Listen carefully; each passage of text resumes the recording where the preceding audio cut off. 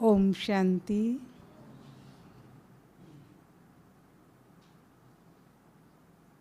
बाबा के घर में हम सभी बच्चे आते हैं। क्या लक्ष्य लेकर के आते हैं?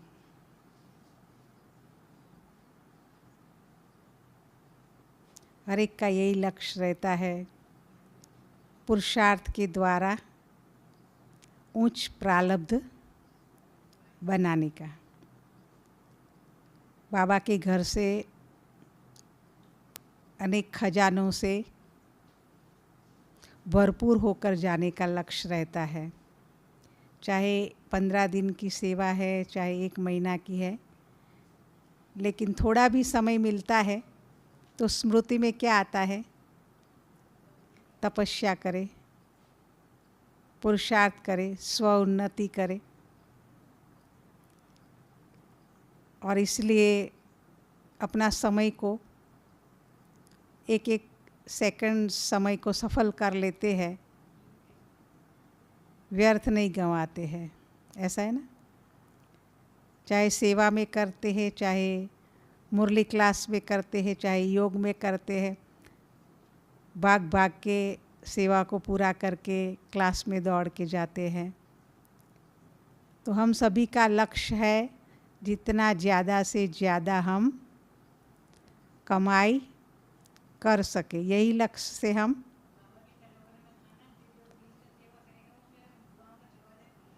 जो तो दिल से सेवा करते हैं उसका दुआओं का दरवाज़ा खुल जाता है ना? तो हम सभी कौन है? दिल से सेवा करने वाले हैं ना? तो दुआओं का स्टॉक तो बहुत भरपूर किया है और कर भी रहे हैं, है ना? ऐसा है ना? तो एक तो है हमारे पुरुषार्थ से प्रारब्ध बनती है। हम अपना पुरुषार्थ करते हैं, पढ़ाई करते हैं, ज्ञान योग करते हैं, सेवा करते हैं, धारणा करते हैं, अपना पुरुषार्थ करते हैं। और उसके आधार से हम क्या करते हैं? अपना भाग्य बनाते हैं, जमा करते हैं। तो एक है पुरुषार्थ के आधार से हमारा भाग्य बनाना, है ना? दूसरा है खुद संतुष्ट रहे, फिर औरों को भी संतुष्ट करते हैं। तो उसमें संतुष्टता का करने का जो हमारा कार्य है, उसके द्वारा दुआओं का खजाना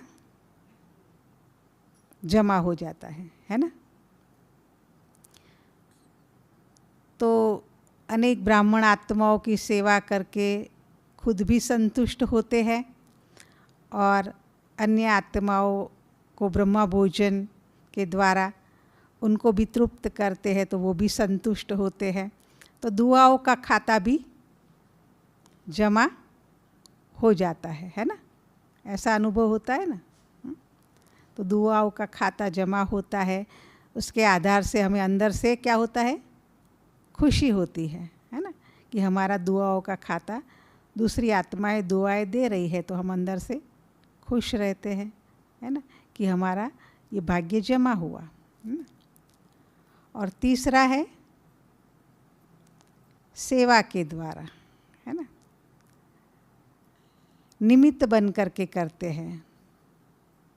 निमित्त निर्माण और निर्मल वाणी, है ना? उसके द्वारा हमारा सेवा का खाता जमा हो जाता है। तो सेवा है वो एक फल के रूप में हमें प्राप्त होती है और वो है पुण्य के रूप में हमारी जमा हो जाती है। तो इसी रीति से हम ब्राह्मण परिवार के अंदर रहते हुए इस भिन्न भिन्न रीति से हम अपनी ये दुआएं और पुण्य और पुरुषार्थ, उसके आधार से हम अपना खाता को बढ़ाते हैं। ऐसा है ना? लेकिन अभी हम पुरुषार्थ जो करते हैं उसमें हम जो भाग्य बनाते हैं तो एक मेहनत हो जाती है उसमें। ऐसा है ना? तो बाबा कहते हैं मेहनत तो करते हैं बच्चे, लेकिन बाबा को कई बार क्या होता है, बच्चों पर तरस आता है, रहम आता है ना, कि बच्चे इतना मेहनत करते हैं। तो शॉर्टकट बाबा रास्ता बताते हैं। फिर कौन सा? मेहनत को छोड़ कर के मोहब्बत में रहो, है ना। तो ये शॉर्टकट रास्ता बाबा बताते हैं कि कोई को कहाँ जाना है तो दूर दूर रास्ता भी इतना घूम घूम के जा रहे, तो ये शॉर्टकट रास्ता है, बताते हैं ना। तो ऐसे बाबा बच्चों पर तरस पड़ता है कि इतनी मेहनत करते हैं बच्चे, इतना समय देते हैं, तो भाग्य में जो जितना जमा होना चाहिए उतना नहीं हो पाता है। तो शॉर्टकट रास्ता फिर बताते हैं। बाबा कहते हैं बच्चे मेहनत मुक्त, मोहब्बत युक्त। तो ये हुआ शॉर्टकट रास्ता, है ना। और दूसरा शॉर्टकट रास्ता, विस्तार में हम चले जाते हैं ज़्यादा।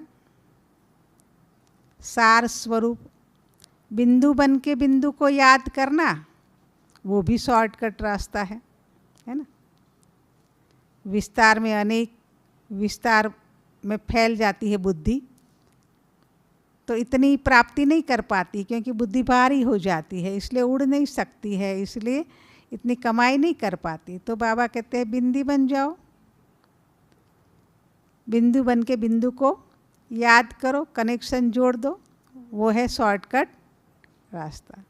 तो ऐसे शॉर्टकट रास्ते याद रखेंगे तो सहज हम अपनी कमाई को और अच्छी तरह से बढ़ा सकते हैं, है ना। तो बाबा कहते हैं कि जैसे वो आर्टिस्ट होता है ना, वो भी मूर्ति बनाता है तो कितना ध्यान रखता है उसका चेहरे का, फिर उसका नैन, मुख, कान, नाक, सबका ध्यान देता है। अगर उसमें से थोड़ा नाक भी ठीक नहीं बना समझो, तो मूर्ति की वैल्यू कम हो जाती है, आधी हो जाती है ना। नैन ठीक से नहीं बने तो भी वैल्यू कम हो जाएगी, है ना।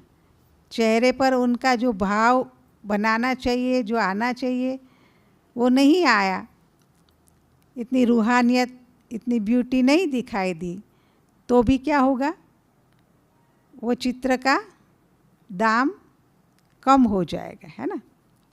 तो बाबा कहते हैं वो स्थूल तस्वीर है, तुम्हारी रूहानी तस्वीर तकदीर की तस्वीर है ना। और वो एक थोड़े समय के लिए कि नहीं है, वो तो आज बनाया, फिर 8-10 दिन के बाद मूर्ति को फिर डुबो भी देते हैं, है ना, विसर्जन भी कर देते हैं। तो यहाँ तो हमारी एक तस्वीर, तकदीर की तस्वीर बना रहे हैं, 10 दिन के बाद हम डुबोने थोड़ी जाने वाले, ऐसा है क्या। चलो 10 दिन के लिए ठीक है, ऐसे नहीं। ये जो तस्वीर बना रहे हैं वो आधा कल्प के लिए बनने वाली है ना। जैसे कोई रिकॉर्डिंग होती है, पूरे वर्ल्ड में जाने वाली होती है, और वो लंबे समय तक हमें उसको यूज़ करना है, और सभी वाह वाह कहे ऐसी रिकॉर्डिंग करनी है, तो हम क्या करेंगे, उस रिकॉर्डिंग के लिए हम इतना ध्यान देंगे, है ना। टेंशन न हो उसका भी अटेंशन रखेंगे, है ना। उसी रीति से वो हमारी रिकॉर्डिंग है, ये जो रिकॉर्डिंग है 21 जन्म के लिए अविनाशी रिकॉर्डिंग हो रही है। हर संकल्प की, हर श्वास की, हर कर्म की, हर बोल की, सब रिकॉर्डिंग हो रही है। इसलिए हमें भी क्या करना पड़ेगा, उस पर पूरा अटेंशन देना होगा। कई बार बच्चों को बाबा कहते ऐसे हो जाता है कि अटेंशन का भी फिर टेंशन हो जाता है, तो ऐसा भी न हो। अटेंशन रखना है, लेकिन टेंशन के बिना अटेंशन रखे, अपनी स्थिति का अटेंशन रखना है। स्वस्वरूप की स्थिति में मैं स्थित रहूं, ये अटेंशन रखना है। और हमारी जो तकदीर की तस्वीर जो बाबा बना रहे हैं उसमें 3 बातें हैं। कौन सी 3 बातें हैं? एक तो ये तस्वीर जो बन रही है वो स्मृति के आधार पर बन रही है। तो हमारी स्मृति को हमें चेक करना है कि स्मृति हमारी कैसी है, स्मृति हमारी समर्थ है, साधारण तो नहीं है, पावरफुल स्मृति है, निरंतर स्मृति है कि ब्रेक हो जाती है, कभी वियोगी कभी योगी, ऐसी ब्रेक वाली है स्मृति कि निरंतर है, वो हमें चेक करना है। तो जब तक स्वयं की चेकिंग नहीं होंगी तब तक हम उस पर अटेंशन नहीं दे पाएंगे और चेंज भी नहीं कर पाएंगे, है ना। जैसे माताएं हैं अपना श्रृंगार करती है, आईने में बार बार देखती है ना, मेरा श्रृंगार बिगड़ तो नहीं गया है ना। वो एक्टर भी एक्टिंग करता है तो बार बार उसका श्रृंगार की चेकिंग होती है और बार बार उसका श्रृंगार को ठीक करते हैं, है ना। तो विश्व की स्टेज पर एक्ट करने वाले हीरो एक्टर बाबा ने बनाया है, तो हमें भी अपना श्रृंगार की क्या करनी होगी? चेकिंग करनी होगी, है ना। तो हमारी स्मृति पावरफुल है, ये हमें चेकिंग करनी है, क्योंकि साधारण स्मृति है तो फिर स्थिति साधारण है तो फिर पद भी फिर साधारण हो जाता है ना। इसलिए हमारी स्मृति को हम जितना पावरफुल बनाएंगे, शक्तिशाली बनाएंगे, निरंतर बनाएंगे, इतना ही हमें स्मृति स्वरूप से हमारी स्थिति रहेगी। तो एक चेकिंग हुई स्मृति की, दूसरी चेकिंग है वृत्ति की। हमारी अंदर की जो वृत्तियां है, जो हमारे अंदर के संकल्प है, अंदर के संस्कार है, जो वृत्ति हमें परिवर्तन करनी है, वो वृत्ति बनानी है भाई भाई की वृत्ति। तो ये दूसरा अटेंशन वृत्ति पर रखना है। तीसरा अटेंशन हमें दृष्टि पर रखना है। स्मृति, वृत्ति और दृष्टि। तो दृष्टि में हम क्या अटेंशन रखेंगे?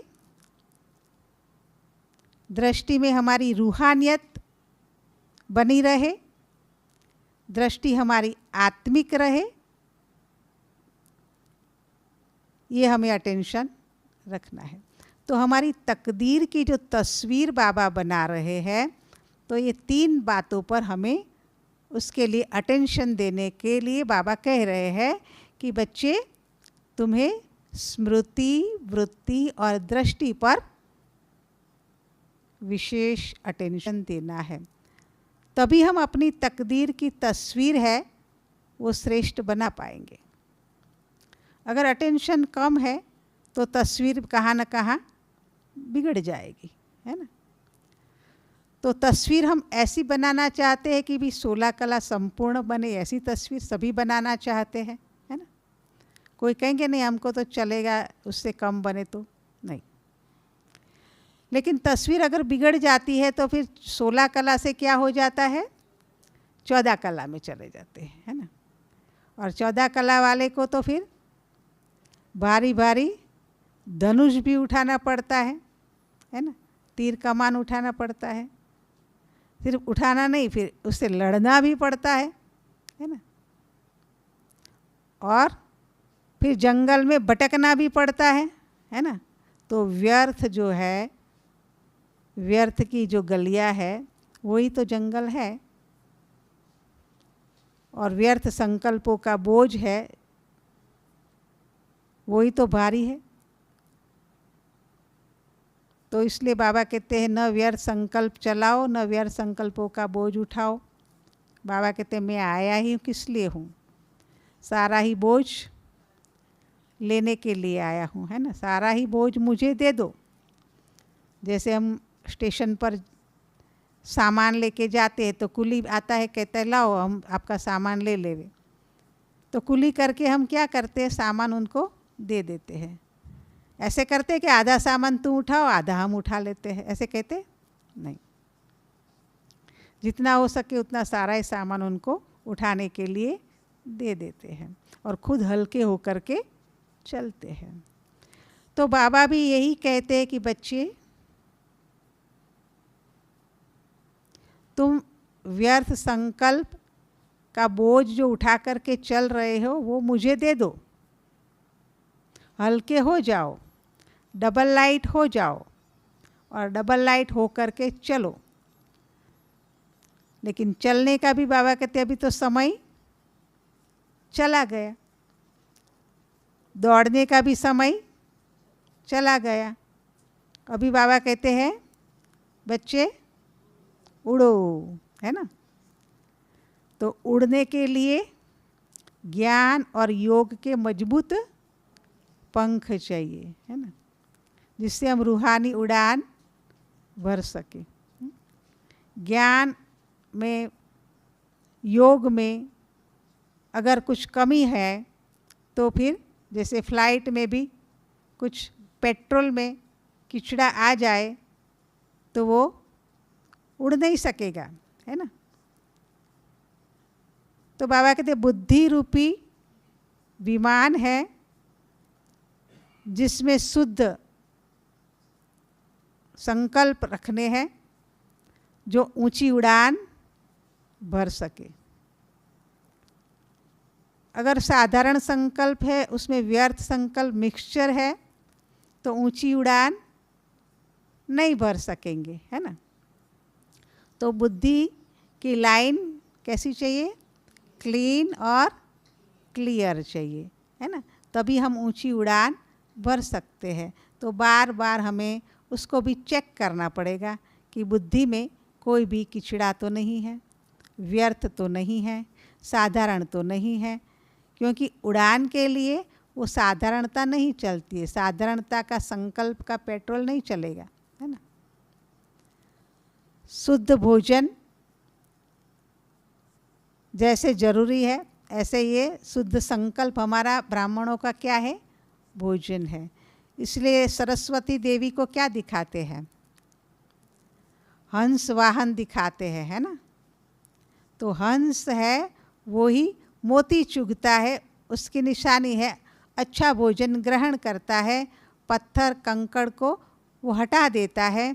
तो हम ब्राह्मण हैं, वो हंस बुद्धि बनना है हमको। हंस बुद्धि माना ही बुद्धि में अच्छाई को धारण करना है, बुराई को छोड़ देना है। अच्छे जो भी विचार है वही हमारा ब्राह्मणों का शुद्ध भोजन है। तो संकल्प हमारा श्रेष्ठ हो बुद्धि के अंदर, वही हुई हमारी हंस बुद्धि, है ना। और वृत्ति, वृत्ति में भी हमारी भाई भाई की वृत्ति है, पवित्र वृत्ति है, आत्मिक वृत्ति है, तो हंस वृत्ति कहेंगे उसको, है ना। तो हंस बुद्धि भी बनना है, हंस वृत्ति को भी धारण करना है। हंस दृष्टि, किसी के भी प्रति हमारा अवगुण का नजरिया न हो, लेकिन हर एक के अंदर हम गुण देखें, गुणग्राही रहे, अवगुणों को हटाते जावे, गुण लेते जावे। क्योंकि बाबा ने हर एक बच्चे को सिलेक्ट किया है तो जरूर उसमें गुण है, तभी तो सिलेक्ट किया है, तभी तो पसंद किया है। तो इसलिए हमें गुणग्राही बुद्धि और दृष्टि, दृष्टि भी कैसी, हंस दृष्टि, हंस जैसे मोती चुगता है ऐसे हमें भी गुण रूपी मोती को चुगना है, वो हो गई हमारी हंस दृष्टि, है ना। और हंस कृति, कर्म हमारा, क्या करना है क्या नहीं करना है, क्या सार है क्या असार है, क्या सत्य है क्या असत्य है, क्या झूठ है या सच है। तो ये संकल्प हमारा जो है कैसा होना चाहिए, वो हमें, इससे हमारी चेकिंग हम कर सकते हैं कि हमारा सही है कि नहीं है। नॉलेजफुल बुद्धि जिसको कहेंगे, नॉलेज के आधार से हम जिसको कहेंगे समझदार बुद्धि, समझ कर सकते हैं कि हमें ये करना है ये नहीं करना है, कैसे चलना है कैसे नहीं चलना है। तो जो भी हमें मार्गदर्शन सही मिलता है, सही रास्ता मिलता है, उसको कहेंगे हंस बुद्धि कहेंगे ना, कि सही मार्ग पर चलते हैं, सही मार्ग पर हम कर्म करते हैं, श्रीमत के आधार पर हम कर्म करते हैं। अगर श्रीमत में भी अगर परमत आ जाती है, मनमत आ जाती है, तो मिक्सचरिटी हो गई फिर तो। स्वचिंतन के अंदर भी अगर पर चिंतन आ जाता है, स्वमान में भी अभिमान आ जाता है, तो वो हो गई मिक्सचरिटी, है ना। तो उसमें फिर हम उड़ नहीं सकेंगे क्योंकि मिक्स हो गया ना। इसलिए हमारी स्वयं की ये चेकिंग होनी चाहिए कि कहाँ मिक्स तो नहीं हो जा रहा है ना।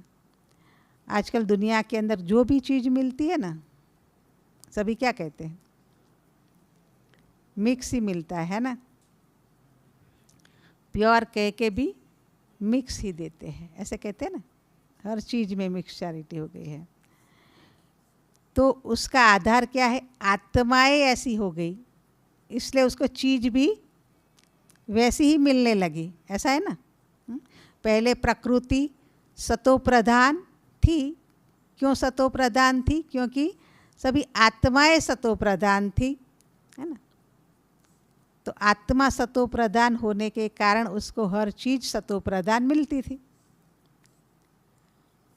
तो फिर त्रेता युग के अंदर सतो सामान्य हो गए, तो चीज़ें भी कैसी हो गई होंगी, सतो प्रधान रही होंगी, वो भी सतो सामान्य हुई होगी, है ना। जैसे जैसे आत्माएं डिग्रेड होती जाती है, उतरती कला में आती जाती है, नीचे गिरती जाती है, ऐसे ऐसे वो प्रकृति के तत्व, वो चीज़ें सब डिग्रेड होती जाती है ना। ऐसा अनुभव है ना सभी का। तो अभी जो भी तमो प्रधानता बढ़ गई है, उसका कारण क्या कहे, आत्माओं में तमो प्रधान संस्कार बढ़ गए हैं, ऐसे कहेंगे ना। दुनिया सारी एकदम अति तमो प्रधानता में जा रही है, इसलिए चीज़ें भी ऐसी मिल रही है। धरती में भी पहले उपज होती थी कहते हैं, अभी उपज नहीं होती है, तो वो भी बंजर होती जा रही है। तो प्रभाव हम आत्माओं का उस पर पड़ रहा है ना। जो भी हम आत्माएं हैं, उनके दृष्टि, वृत्ति, कृति, भावना, भाव, संकल्प, बोल, कर्म, स्वप्न जो भी है, जो आत्मा के अंदर से निकल रहा है, वो सभी उनको तत्वों को मिल रहा है ना। इसलिए बाबा भी क्या कहते हैं, देह से न्यारे हो जाओ, देह के संबंध, देह के पदार्थों से सबसे न्यारे हो जाओ, है ना। जितना न्यारे होंगे ना, उतना ही बाप से कनेक्शन जुड़ेगा और बाप के प्यारे बन सकेंगे, है ना। और उतना ही हम प्रकृति को भी सकाश दे सकेंगे, दुखी अशांत आत्माओं को भी हम पावर दे सकेंगे, दुखी अशांत आत्माओं का दुख दर्द दूर कर सकेंगे, है ना।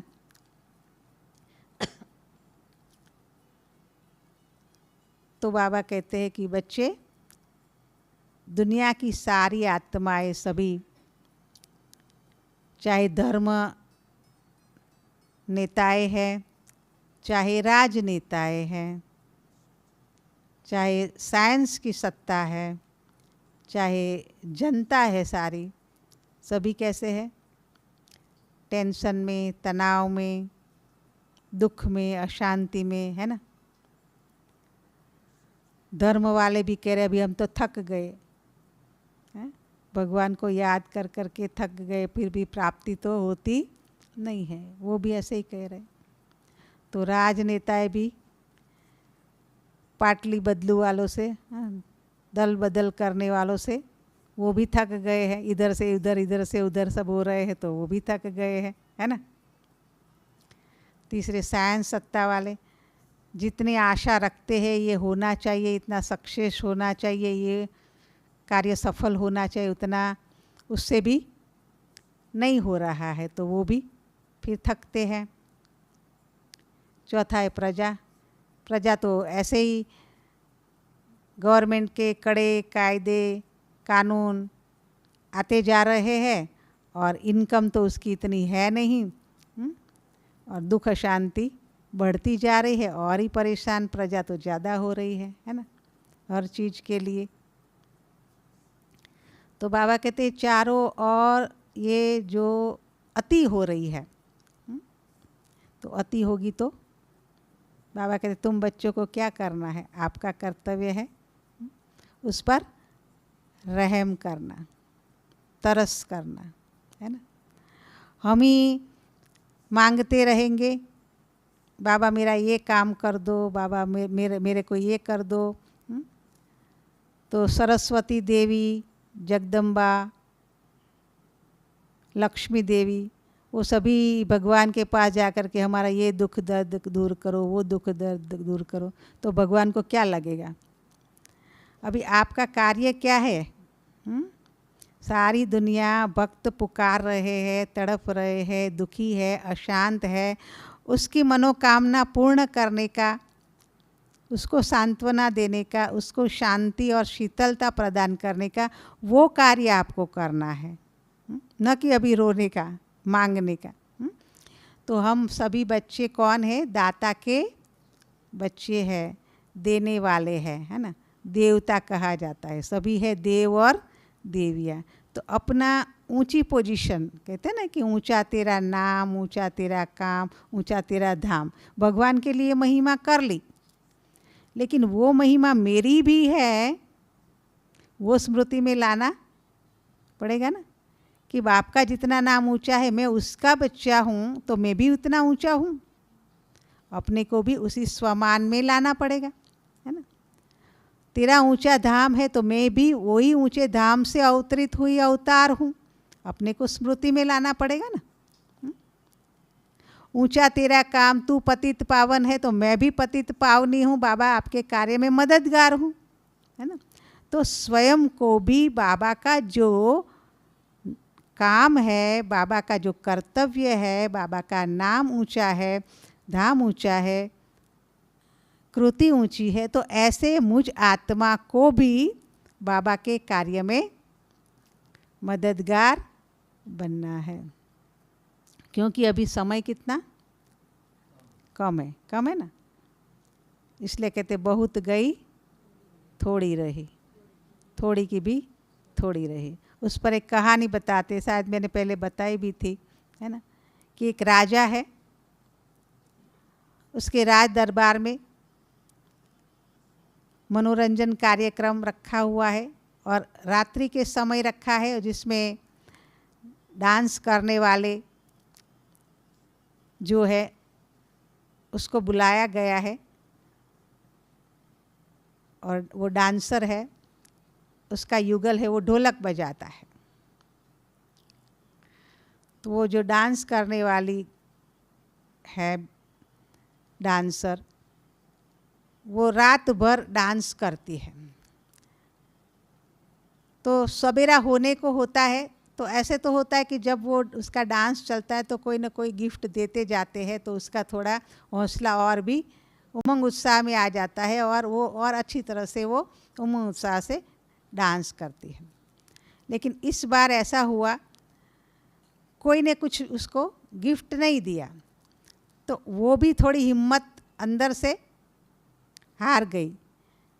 तो उससे ज़्यादा वो ढोलक बजाने वाला उसका युगल, वो भी सोच में पड़ गया कि ये तो सारी रात चली गई, कुछ भी कोई ने गिफ्ट भी नहीं दिया, तो वो भी थक गया था, मेंटली उमंग उत्साह कम हो जाता है। तो वो ताल है वो बेताल कर देता है, मतलब ताल बेसुरा। अभी बेसुरा ताल में वो नाचे तो कैसे नाचे, फिर उसको ठीक करने के लिए वो गीत गाती है। क्या गीत गाती है? बहुत गई थोड़ी रही, थोड़ी भी गुजर जाएगी, रंग में भंग मत कर सावरिया, वो गीत गाया। तो ढोलक बजाने वाला समझ गया कि अभी पूरी रात गई है, मैं ये बिगाड़ दूंगा तो और ही लोग नाराज़ होंगे, तो और भी कुछ देना चाहेंगे तो वो भी नहीं दे पाएंगे, कभी आप तो ठीक नहीं कर रहे हैं ना। इसलिए उसने अपना ढोलक का जो ताल, जो बेताल कर रहे थे, वो ठीक कर लिया। अभी यही उन्होंने गीत गाया, बहुत गई थोड़ी रही, थोड़ी भी गुजर जाएगी, रंग में भंग मत कर सावरिया। ये सुनकर के राजा ने तुरंत ही अपने गले में जो हार था बड़ा सोने का, वो दे दिया।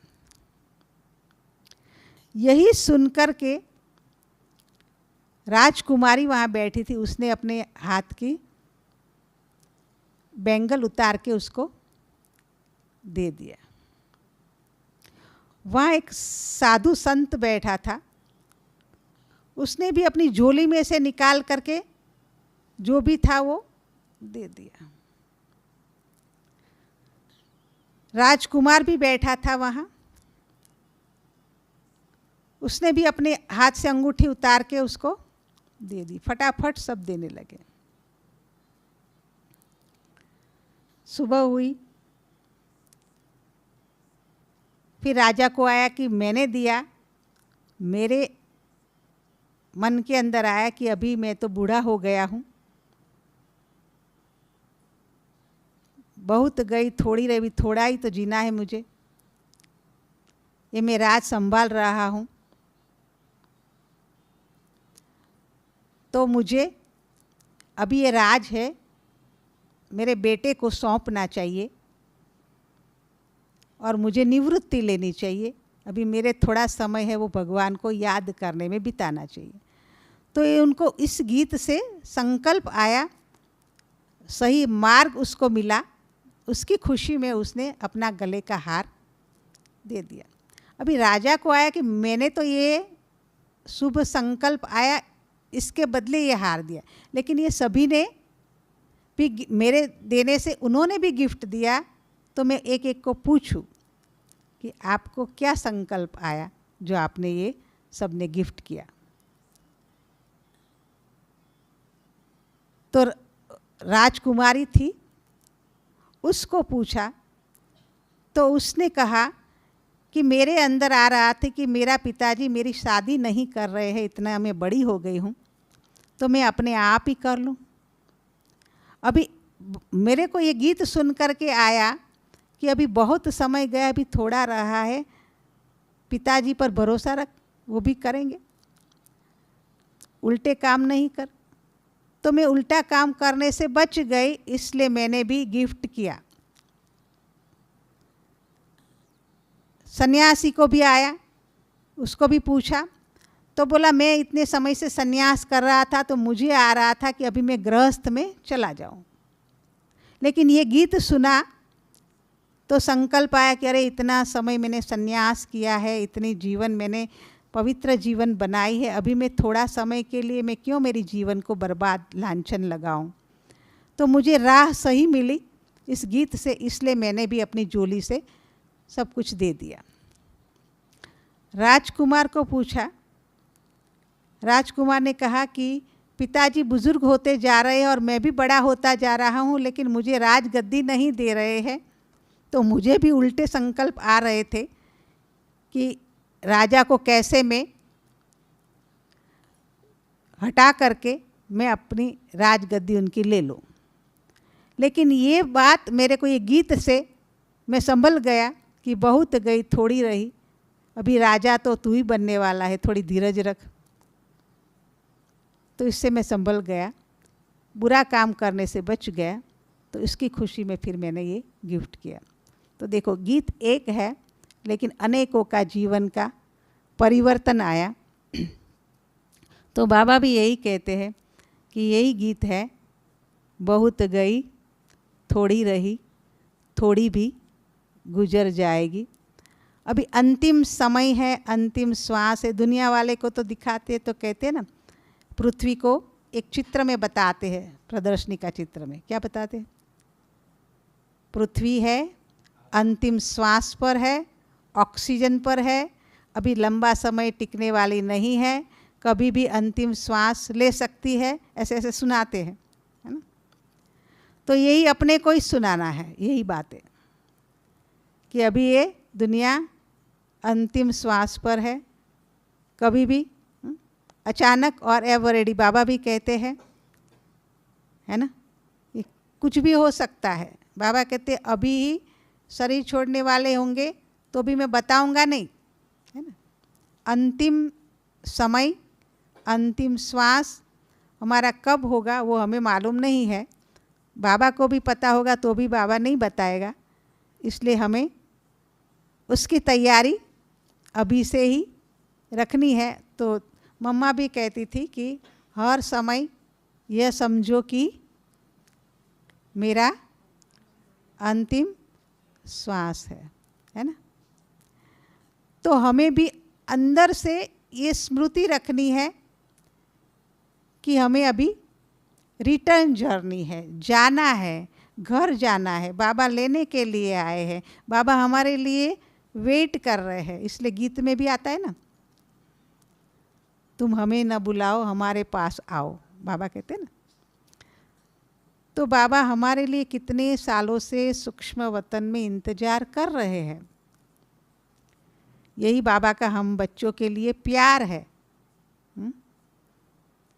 आप अपने बच्चे को भी तैयार कर रहे हो, तैयार नहीं होता है, लेकिन आप उसको छोड़ के कहाँ नहीं जा रहे हैं, तो आपका प्यार है, तभी तो उसको रेडी करने के लिए मेहनत कर रहे हैं। तो बाबा भी हम बच्चों को तैयार करने के लिए मेहनत तो हम बच्चों से करा भी रहे हैं और खुद भी कर रहे हैं, है ना। तो हम बच्चों को इसके लिए पुरुषार्थ को क्या करना होगा? तीव्र करना होगा, है ना। तो पुरुषार्थ तीव्र जो है, हमारा जीवन का जो आधार है वो क्या है? प्यूरिटी, है ना। तो जो भी हमारा जीवन है वो पवित्रता के आधार पर टिका हुआ है। ब्राह्मण जीवन माना ही प्यूरिटी, और बाबा कहते प्यूरिटी ही आपकी पर्सनालिटी है, और प्यूरिटी की आपकी क्या है? रॉयलिटी है। प्यूरिटी ही आपकी रियलिटी है जीवन की, है ना। और प्यूरिटी ही क्या है? ऑनेस्टी है, ईमानदारी है। ऑनेस्ट है, ईमानदार है, पवित्र है, यही ब्राह्मण जीवन है। और जितना प्योर है उतना ही स्वच्छ है, और जितना हम स्वच्छ साफ है उतना ही बाप का हाथ और साथ का अनुभव भी अपने जीवन में करते हैं, है ना। तो बाप के समीप जाने का जो मार्ग है वो ही है प्यूरिटी, स्वच्छता, मन की स्वच्छता, तन की स्वच्छता, है ना, संबंधों की स्वच्छता, आपसी व्यवहार की, दृष्टि, वृत्ति, कृति, उनकी स्वच्छता, वो है प्यूरिटी। भाव भावनाओं की स्वच्छता, बुद्धि और संस्कार की स्वच्छता, तन और धन की स्वच्छता, हमारी कल्पनाओं की, हमारी भावनाओं की, हमारी स्वप्नों की स्वच्छता, वो सभी स्वच्छता है, वही सच्ची प्यूरिटी है ना। देखने की, बोलने की, सुनने की, एक एक कर्मेंद्रियों से द्वारा जो हम कर्म कर रहे हैं उसकी स्वच्छता माना ही पवित्रता है। तो ऐसी पवित्रता जब हम धारण करते हैं संकल्प, बोल और कर्म में, तभी बाबा कहते हैं बाप के समीप आते हैं, है ना। और जितना प्यूरिटी है उतना ही रॉयलिटी है, और इतनी ही सत्यता है। तो सत्यता का आधार क्या है? पवित्रता है ना। सत्य, स्वयं को सत्य स्वरूप में जानना कि मैं कौन हूँ, कैसी आत्मा हूँ, कहाँ से आई हूँ, किस धाम से आई हूँ, मेरा आदि अनादि स्वरूप क्या है, तो ये स्वयं को पहचानना, वो है सत्यता। दूसरी सत्यता है कि बाप को पूरा जानना। बाप जो है, जैसा है, सर्वशक्तिवान है, ऑलमाइटी ऑथोरिटी है, सारी दुनिया का वो भगवान है। उसको जो उनके गुण है उसके द्वारा उसको पूर्ण रूप से जानना, उसकी महिमा, उसके गुण, उसके आधार से उसको जानना, वो है दूसरी सत्यता। तीसरी सत्यता है ड्रामा कितना सत्य है, एक्यूरेट है, ऐसा क्यों हुआ, क्या हुआ, किस लिए हुआ, किसने किया, क्यों किया, कहाँ किया। तो क्यों, क्या, क्यों, कब, कहाँ, कैसे, जो भी हम ये कह की भाषा, बाबा कहते हैं, दादी गुलजार जी भी कभी कभी बताते थे कि ये भाषा किसकी भाषा है। हाँ? ये कौवे बोलते हैं कह, है ना। तो आप बच्चों की, ब्राह्मणों की भाषा नहीं है ना।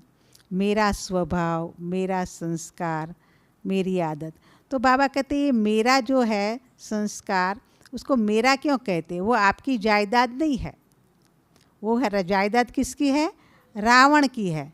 रावण की जायदाद को, रावण की प्रॉपर्टी को आप अपनी कहते हो, माना आप अपने पास उसको बिठाते हो, है ना। तो व्यर्थ को अपने पास बिठा लेते हैं मेरा कह करके, उसकी खातिरी करते हैं। इसलिए वो जो भी पुराने संस्कार है उसको मेरा कह दिया, जो शूद्रपन के संस्कार थे उसको मेरा कह दिया। इसलिए वो फिर क्या करते हैं, जम के बैठ जाते हैं, है ना। उसकी खातिरी फिर करते रहते, वो फिर निकलते नहीं हैं। वो मेरे है ही नहीं। ये संस्कार जो मेरी आदत कहो ही नहीं, ये मेरी आदत है ही नहीं। ये पुराने संस्कार मेरे है ही नहीं। ये रावण की जायदाद है। इसलिए दूसरे की जायदाद को हम अपनी कैसे समझें। इसलिए मुझे मेरा समझना नहीं है, वो पराई चीज़ है। इसलिए उसको पराई समझो। ये शूद्रपन की चीज़ है, वो ब्राह्मणों की नहीं है, ये रावण की चीज़ है, हमारी चीज़ नहीं, ईश्वरीय बच्चों की चीज़ नहीं है। ऐसे करके उसको मेरा नहीं कहना है, मेरा कहते हैं। तो बाबा कहते हैं मेरा मेरा कह के ही तो क्या हो जाता है, मर जाते हैं। मेरा मेरा करते करते, है ना, और तेरा तेरा कहते तो तैर जाते हैं, है ना। तो अभी बाबा तो कहते हैं मेरी बोट में बैठ गए हैं, अभी तैरने मैं तैरा रहा हूँ, ले जा रहा हूँ इस विषय वैतरणी नदी से क्षीर सागर में, वैकुंठ की दुनिया में, नई दुनिया में, सतयुगी दुनिया में, है ना। तो हमें उनकी बोट में बैठ गए हैं, इसलिए हमको तैरना है। अभी मैं और मेरा मेरा कह के डूबना नहीं है, है ना। तो जो भी हमारा बोझ है मेरा मेरा कहते हैं तो वो डूब जाते हैं। एक स्टीमर है, जो स्टीमर के अंदर सब सामान लेकर के जा रहा है, बहुत सारा अमूल्य सामान सबके पास है। लेकिन ऐसा होता है कि वो स्टीमर है, तूफान आ जाता है सागर में, तो स्टीमर डूबने को, उसमें पानी भरने लगता है। अभी सबको कहा कि स्टीमर है, उसमें पानी भर रहा है, तो आप सेफ्टी का जो भी पहनना है वो पहन करके कूद जाओ। तो सभी ने ऐसा किया। लेकिन एक व्यक्ति था, उसके पास बहुत सारी गिन्नियाँ थी सोने की, तो उसका मोह उसमें था, मेरा। तो उसने सोचा कि मैं उसको गले में बांध लेता हूँ और फिर मैं कूदता हूँ ऐसे। लेकिन वो इतना ज़्यादा था वजन तो सभी तो तैर के निकल गए, लेकिन ये भाई डूब गया। क्यों? बोझ लेके चला साथ में, है ना। तो बोझ ही इंसान को क्या करता है? डुबोता है। मेरा मेरा छूटा नहीं उसका, तो डूब गया। अभी सब ने कहा जाओ तेरा है, छोड़ दिया तो सब तैर गए। तो हमें भी बाबा यही कहता है, सब बोझ मुझे दे दो, तैरने लगो। अगर मैं मेरा कहा तो डूब जाएंगे, है ना, भारी हो जाएंगे, हल्के नहीं रहेंगे, उड़ नहीं सकेंगे, है ना। तो इसलिए हमें क्या करना है? उड़ना है, फरिश्ता बन करके उड़ना है, ऊंची उड़ान भरना है। जैसे एक्सरसाइज करते हैं, सभी लोगों को यही होता है कि हम पतले हो जाए, एक्सरसाइज करें, है ना। तो सभी एक्सरसाइज करते हैं, डॉक्टर भी कहते हैं एक्सरसाइज करो, है ना। तो बाबा भी यही कहते हैं कि बच्चे एक्सरसाइज करो। कौन सी एक्सरसाइज करेंगे? अभी अभी कर्मयोगी व साकारी दुनिया में, अभी अभी फरिश्ता आकारी दुनिया में, अभी अभी निराकारी दुनिया में। अभी निराकारी दुनिया से फिर आप आ जाओ वैकुंठ की दुनिया, स्वर्गीय दुनिया में, देवताई दुनिया में। देवता सो फरिश्ता। तो बाबा कहते ये ड्रिल करो, ड्रिल करते जाएंगे, मन बुद्धि जो भारी है वो हल्की हो जाएंगी। जैसे शरीर भारी होता है, ड्रिल करने से, एक्सरसाइज करने से हल्के हो जाते हैं। इसलिए ये भी ड्रिल है, साकारी, आकारी, निराकारी। सतीश भाई भी कभी कभी क्लास कराते तो यही ड्रिल कराते ना, मैं ज्योति सितारा, देव प्यारा, पूज्य न्यारा, ब्राह्मण दुलारा, फरिश्ता पधारा, ड्रिल कराते हैं। 5 स्वरूपों का अभ्यास जिसको बाबा कहते हैं। तो ये जो ड्रिल है वो ड्रिल ही हमें बोझ मुक्त बनाने वाली है।